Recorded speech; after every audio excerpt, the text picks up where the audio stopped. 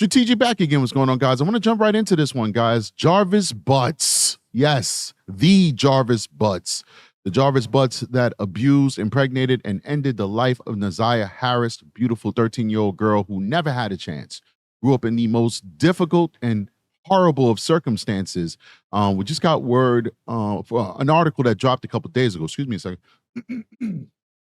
Article dropped a couple of days ago where the news basically detailed the history of CPS, Child Protective Services, complaints that were made against Jarvis Butts. Now, I got to tell you, all these complaints appear to have been unsubstantiated, meaning they could not find enough evidence to say that it actually happened. But it's so peculiar to me that this guy is a registered ex-offender.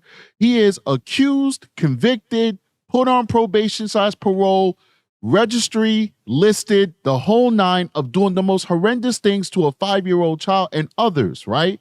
Yet, CPS could not substantiate any allegations that were made against him. And furthermore, they took no corrective actions to say, well, you know what? Even though we can't substantiate these allegations, we just think it's best that you either stay away or, it's a part of your conditions. They speak with parole or something. It's part of your conditions. You can't be around the children, whatever it may be. Now, listen, I'm not a proponent that CPS should just be able to come into any of our lives, and if they can't prove something, then, they screw our families over. I'm not saying that. I'm not saying that at all right? Because CPS investigates hundreds of thousands of cases every year, and many of them are not real, not true, and some of them are retaliatory. Your neighbor hates you, your ex-wife, your ex-husband hates you. People call in and make these allegations for various reasons. It is what it is.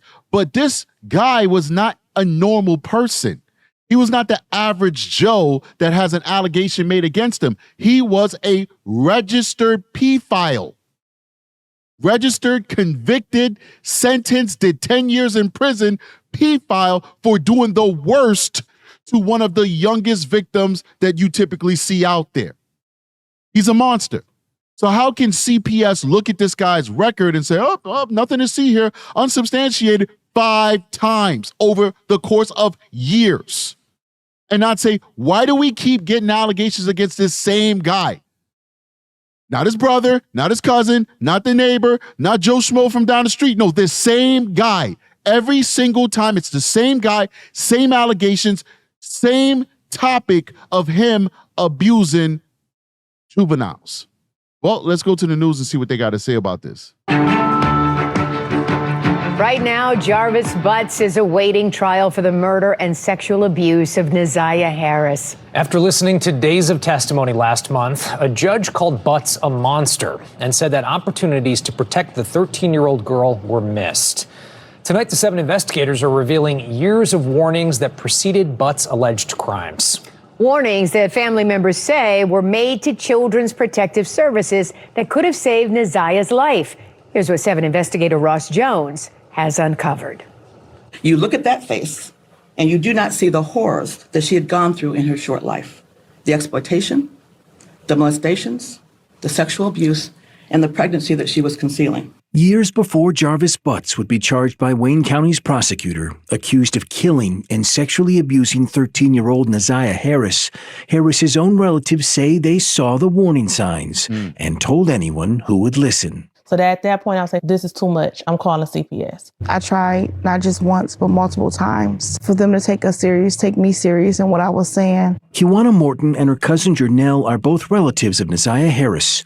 In February of 2022. And listen, before they jump into this, I want to make 2 points. Number one, you can't expect these ladies to just go into the grandmother's house or whoever and just grab Naziah and say, hey, you coming with me? It doesn't work that way. All right. So they called, they did what they had to do. All right. I think there's a lot of missteps in this case. A lot of family members turned a blind eye, but at least these ladies called. At least they called, ladies and gentlemen. They gave it to the pros, and the pros did nothing with it. Now, this is a problem that I've noticed in our country. This is the biggest fail of the United States of America. And you guys know I love my country. I'm a patriot. I love the United States of America. But some way along the line, right, because it used to be that when you did certain jobs, you were properly compensated, right? And most of those were government jobs. Those are jobs that people could build middle class lifestyles on. They could buy a house, buy a car, put their kids through college, and hopefully their kids will either stay on their level, go become government workers, or become professionals of a higher caliber, like doctors, lawyers, whatever. Like, it was a stepping stone to the American dream. Somewhere along the line, we forgot that. And we decided that government workers don't need to be compensated well.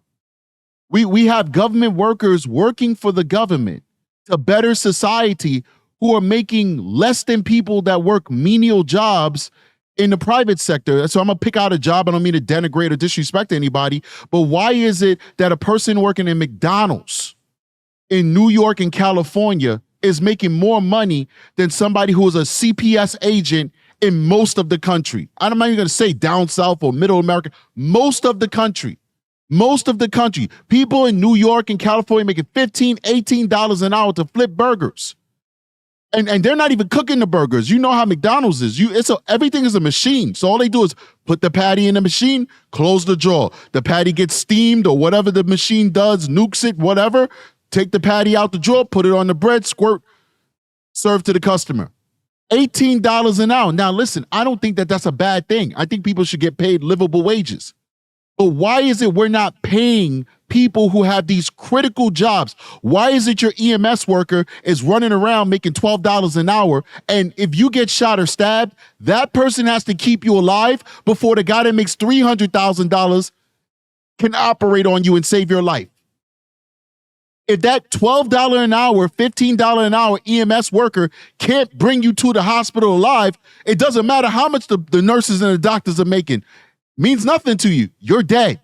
So we have people who have critical jobs like Child Protective Services walking around making $25,000, $30,000, $40,000 a year, even though they have the authority and the ability to remove your children from your care. Wouldn't you want the most competent person doing that job, a person who's being well compensated, a person who doesn't have a crazy caseload that they're letting kids fall through the cracks, a person who can focus on making the right decision for your family, for your child, for society? We've gotten away from that, ladies and gentlemen, and it doesn't make sense to me. And this gotta be a reckoning, because we'll have more Naziah Harrises, more Madeline Sotos, more my Ayanna Sawyers and all those folks. We're gonna have more of these victims unless we start taking these critical jobs more seriously, making them competitive so that people who are highly educated can say, you know what? I don't mind going to do that. Sorry for that tangent, but I just had to get that out my spirit. Let's keep going. Janelle says she learned of allegations of improper touching involving butts and other small children. She says she was told about the claims while talking to her niece, Jarvis Butt's girlfriend, and that the alleged victims were Naziah Harris and 2 other children. I was just like, oh my God, I was not crazy. This needs to be looked into. She says she took the claim seriously in part because Butts was on the sex offender registry, having spent more than 8 years in prison for third-degree criminal sexual conduct. She didn't alert authorities at first because she believed her niece would notify police. But weeks later, Janelle did notify Child Protective Services. Her complaint came in on April 13th, 2022. There was an incident at a birthday party, the complaint reads. One of the children that attended the party accused Jarvis of sexual abuse. Naziah, and name withheld, reported that Jarvis touched both of them inappropriately as well. Jarvis touched, name withheld, in her private area, and it hurt. Janelle made the complaint over the phone. They basically told me if they needed me for anything else. I'm sorry, guys. I'm multitasking, and I apologize for that because I like to give you guys 1,000% of my focus. I heard something that didn't sit well with my spirit. I got to hear it again. I need to get clarification on this. Abuse, Naziah, and name with who. There was it because she believed her niece would notify police. But weeks later, Janelle did notify Child Protective Services. Her complaint came in on April 13th, 2022. There was an incident at a birthday party, the complaint reads. I heard about this one. One of the children that... I heard about this one, right? So the child is down with Jarvis alone. Jarvis abuses the child. The child then goes upstairs. Smart little girl.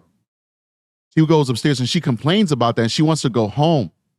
and all hell breaks loose. So I'm hearing this from the relatives, not from this news story. This is coming from the cousins and stuff recapping what happened. And all hell breaks loose, but all hell breaks loose on the cover up. How do we make this go away? Right? So now the extended family who the child came from is like, what's going on, whatever. And shame on these folks because, it's like none of these folks called the cops. Nobody calls the cops, right? They all handle this stuff internally.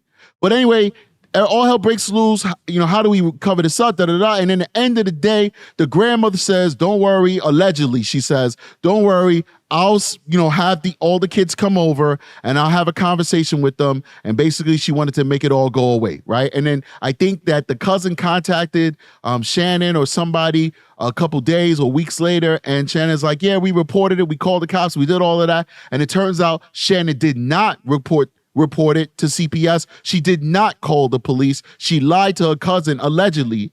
From my recollection of the conversation I heard online, she did not. She lied in order to protect Jarvis. But let's keep going. Attended the party accused Jarvis of sexual abuse.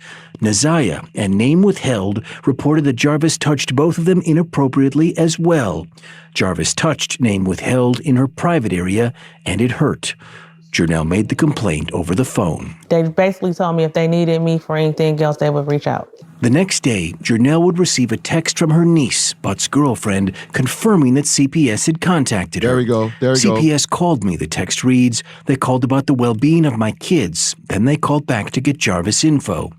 A CPS spokeswoman would not tell 7 News Detroit if investigators ever questioned Naziah Harris after receiving the complaint. But we do know it wasn't the only complaint filed with CPS, naming Jarvis Butts. And it wasn't easy for me to call Protective Services just because of the horror stories that you hear. Kawana Morton said she heard about the same allegations against Butts from a conversation with his girlfriend. 2 months after her cousins called to CPS, she would file her own complaint. I told them that there's a problem and they need to be aware of it. I am 90% sure that there's sexual abuse going on within the home. Did you specifically mention Jarvis by name? Yes, absolutely. Internal CPS records we obtained show that investigators looked into that complaint, conducting a face-to-face interview with Butts, who strongly denied the allegation. A forensic interview was conducted with the alleged victim, and no disclosures were made. CPS at the home... Let's go back. I want to see if I can read that real quick. And it's like, Butts denied it, but Butts is a convicted pedo. He's a convicted pedo. Like, why are you listening to him? Why his denial means anything? How do you take his denial over what you're getting from these children? And by the way, some of these children did recant. Why did they recant? Well, allegedly, in my opinion, most likely because they were pressured to recant by these diabolical, evil adults. But why would anything that Jarvis says be worth anything considering his history and his past? But let's read this. On 6/30/2022, disposition summary disposition narrative.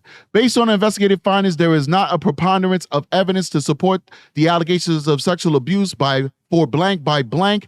Guys, preponderance of the evidence is a low bar. I want you guys to know that. Beyond a reasonable doubt is criminal level. Preponderance of the evidence is a low bar. That is just, it's likely that it happened. So they literally threw this case in the trash. Like, they balled it up and just threw a jump shot inside of the trash. Like, they didn't even try, because just the child saying it happened could give you preponderance of the evidence. Just the child saying it happened and then weighing Jarvis Butts' history could give you enough to say that it happened. And he wouldn't go to jail off this. They'll just take precautions to protect the child, like removing the child away from the situation and then also referring it to law enforcement. So it's not like, oh, preponderance of the evidence is going to send a guy to jail. No. Preponderance of the evidence means we're going to take some meaningful effort to protect this child from not being abused from Jarvis again. They didn't even do that. The lowest bar in our administrative system, like civil court, administrative investigations like CPS and stuff like that, the lowest bar is preponderance of the evidence. And they're trying to tell us, after Naziah Harris is in whatever grave he put her in and has been abused and suffered all that she suffered, that this guy didn't do that to these other children. And now we're finding out that he did. Unbelievable. Anyway, let's keep going. I'm going to read this out for you. Face-to-face interviews were conducted with both parents. According to Mr. Butts, he has not seen the children he has with blank in months. He stated he has not sexually abused any of his children in any way. He stated it's blank. Someone would say that about him. He said it doesn't look good either, that when you look him up, he was convicted of an X crime. However, that was 20 years ago. According to blank, was shocked at the allegations, and this was all new to her. They're probably talking about the girlfriend, Shannon. But my opinion, allegedly, is Shannon. Blank stated her 3 oldest children asked for their father all of the time. So this is Shannon. And he will come over every time they call him. Blank stated she and Mr. Butts have an open visitation policy. Blank stated blank has never come to her with any accusations against her father. Neither have any of her other children. MDHHS sent a LEN to the Wayne County prosecutor in Detroit PD. MDHHS completed referral to Kids Talk for blank, and blank was forensically interviewed. There were no disclosures. A home assessment was completed. The home was clean, had working utilities, an adequate supply of food, and was free of any observed safety concerns. A safety plan was not created due to Mr. Butts not agreeing to be separated from his children. This case will be denied as a Category 4 with a low risk level. Wow. No one will be placed in central registry. The family was provided with a DHS 1450 pub 137 and a list of resources that can be used throughout McCobb County. This is just despicable, diabolical, and sad, ladies and gentlemen. Let's keep going. The alleged victim, and no disclosures were made. CPS said the home was clean and free of observed safety concerns. The allegation was denied, assigned a low risk level. These are 2 complaints of at least 5 filed with CPS since 2015 naming Jarvis Butts.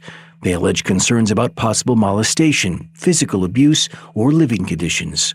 Some of the complaints are generic. Complaints are... I want to go back and catch that. I want to catch that whole scrolling thing right there. The investor finds there, Mr. Butts has not seen, but so this one with the same one we just read. Abuse or living conditions. Some of the complaints are generic, and none would ultimately substantiate that Butts was improperly touching children. Just over a year after the last complaint on record, Butts would be charged with sexually assaulting and murdering Neziah Harris. I'm brokenhearted because this could have been prevented. It could have. All of it. Absolutely. All of it could have been prevented. Absolutely. Attorneys for Jarvis Butts declined comment for this story, citing his pending criminal case. As for CPS, a spokeswoman for the Department of Health and Human Services said that their hearts go out to the family and friends of Neziah Harris. It says that state and federal laws prohibit them from commenting on what we just reported. Yeah, man, this is very sad stuff. This is very, very, very sad stuff. I mean, let's be honest here, man. These are missed opportunities. Tons of missed opportunities. Let me go ahead and bring this little article over. Let me scroll this over here. Oh, boy. Unbelievable. Missed opportunities. All right, Detroit. Butts here, animal. Years before Jarvis Butts would be charged by Wayne County prosecutor accused of killing and sexually abusing Neziah Harris, relatives of the 13-year-old say they filed multiple reports with Children's Protective Services raising concerns about Butts.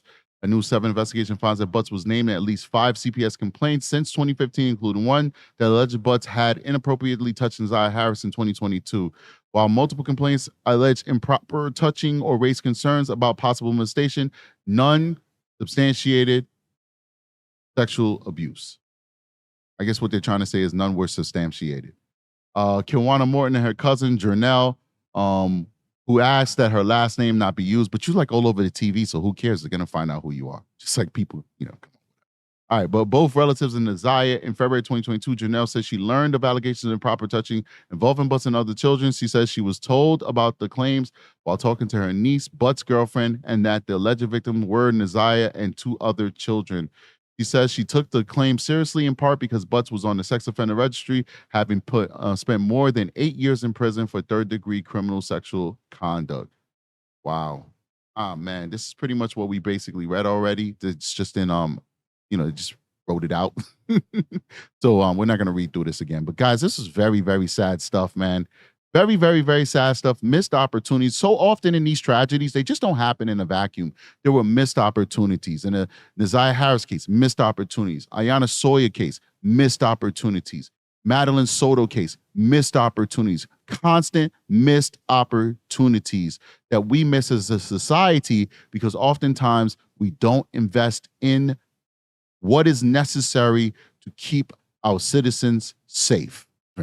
Anyway, I see you guys on the next one. You guys have been amazing. Thank you so much for supporting the channel. Consider being a member of the Strategic Eyes Show. We also have the Patreon. We get exclusive content over there. I see you on the next one. Strategic is out of here. Peace.